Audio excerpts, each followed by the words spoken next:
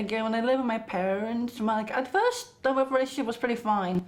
Then came the physical abuse where I got hit because I was struggling to learn Polish and English at the same time, and my parents took it out on me.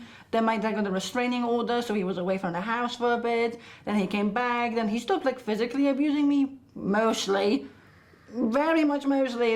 There were still instances where I was choked or hit or pulled on the hair or like starved and whatever. So I kind of became independent myself. Like I locked myself up in the room most of the time. I didn't really talk to them. It was very much emotionally and technically physically absent because we rarely saw each other. I was in sixth form. It was really difficult. I was like falling behind on like homework, really getting to like back down to rock bottom, since I've been through a lot of mental stuff. So knowing that I'm turning 18 soon, so I'm gonna get kicked out soon, and my parents were constantly being like, oh, we're gonna kick you out, or we're gonna kick you out, and then not knowing where I'm gonna go.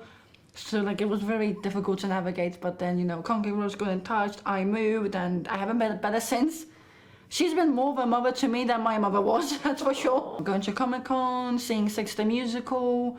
Before I even like moved in officially, me and her had dinner and we watched Bones together, and you know exactly what I'm talking about. Absolutely. And we got so into it. When Mike came back and he was like knocking and ringing the doorbell, we did not hear it. It wasn't until he texted us that we were like, oh, he's at the door.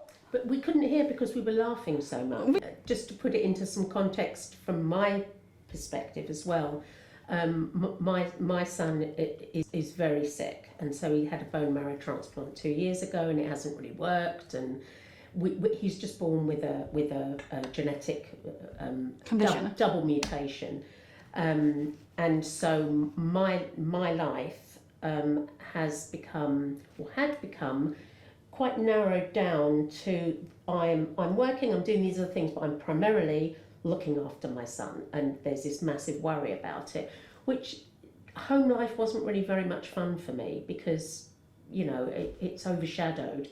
And to be honest, I laugh so much now having Luna around that we just spark off each other. I don't think there's a day that we don't laugh at something. I know, which is nice. It's such a privilege to think that you're really offering somebody something that is giving them security, safety, potentially good memories. Yeah, oh, definitely. All those things.